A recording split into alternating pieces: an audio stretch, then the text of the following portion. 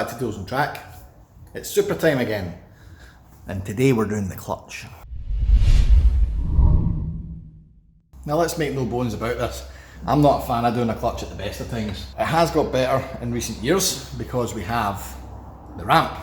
Also, I'm actually kind of warming to the idea of doing this because of a number of reasons. A, it's a front rear layout, so it's actually quite easy to take the box out, assuming you've got a ramp. And B, well, for the first time in this entire build, I finally get to put in some performance parts. First step in doing any gearbox removal on the car, dump the oil out.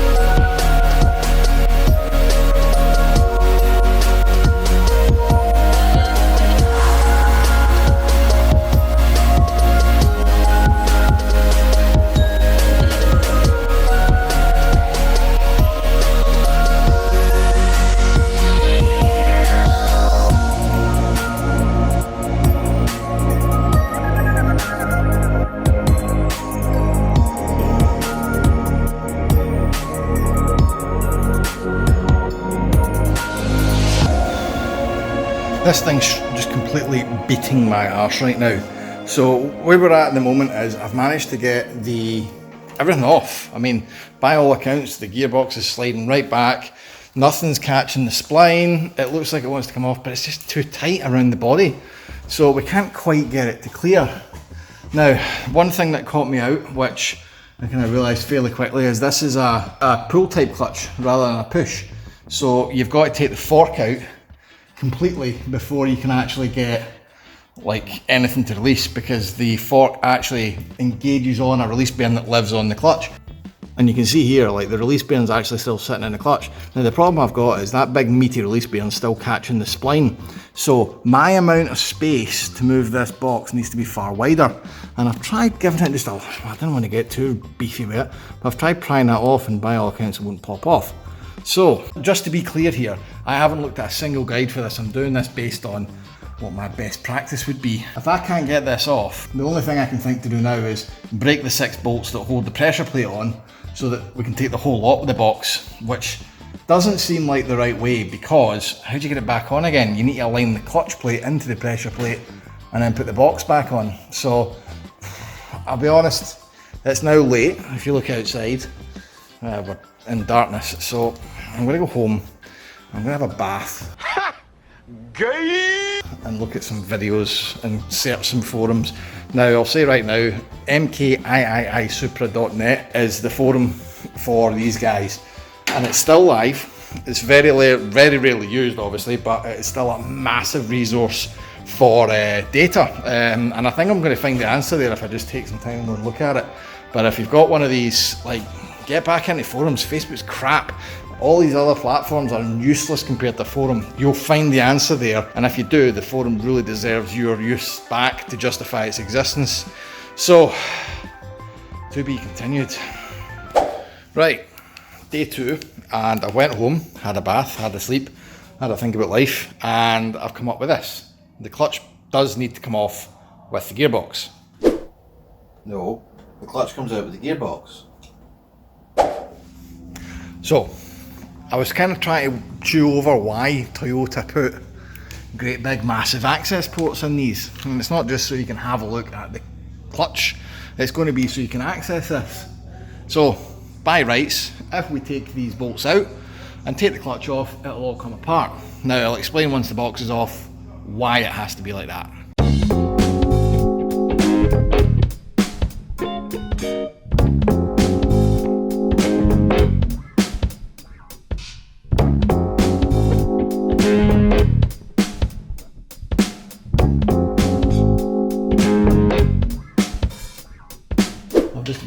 last bolt out on this clutch, and I thought, it's probably not going to be a great deal holding the front part of this box onto the engine anymore.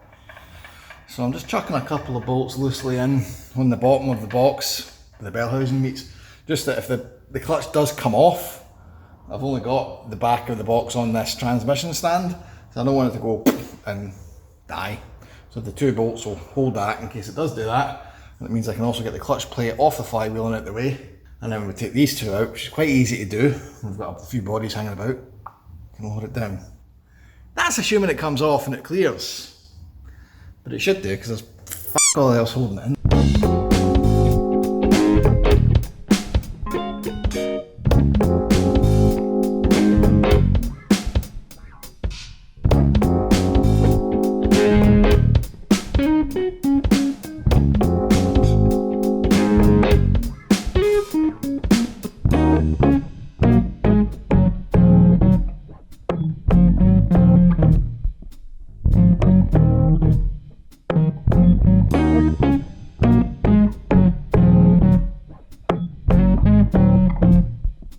So that's the bearing out, and our new bearing is ready to drop in there nicely. I say nicely, I'm actually going to do that properly with like properness, but it still needs a wee clean off. It's not quite as good as I'd like it, but this wasn't easy, as you can see by the debris lying around, and the tool we eventually needed, because, and by the way, we tried all the things.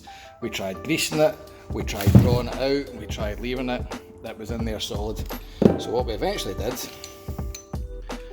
was weld it and make a bolty assembly that drew it out. So I'll take this apart and get a look at it.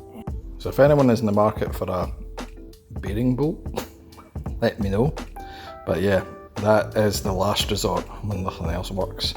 But the important part is that crusty old shit that was categorically done, because it was howling, is out and replaced. So now we can get on to putting the good stuff in.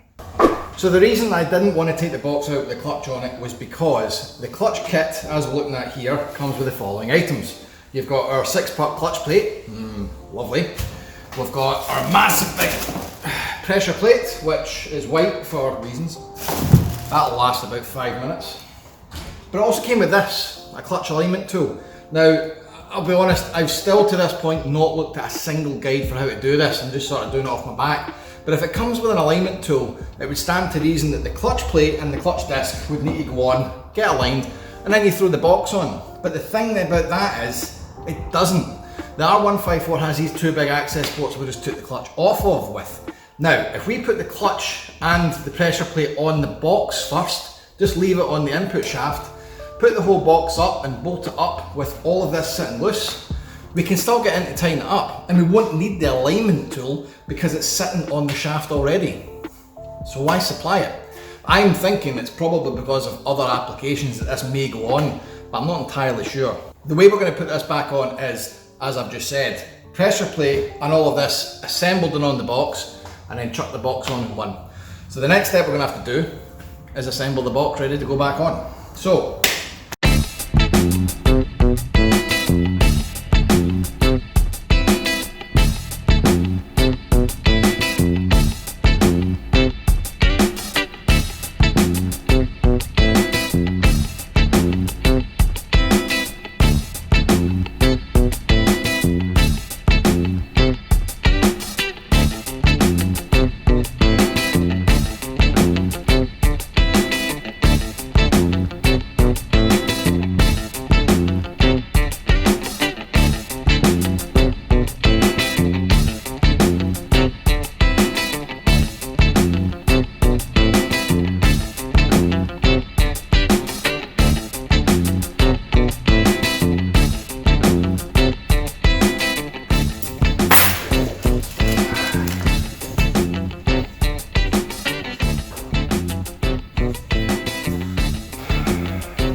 right, troops, it's now day 3, as you can tell, the car's down, so I'll catch you up on what happened after I rage quit filming last night.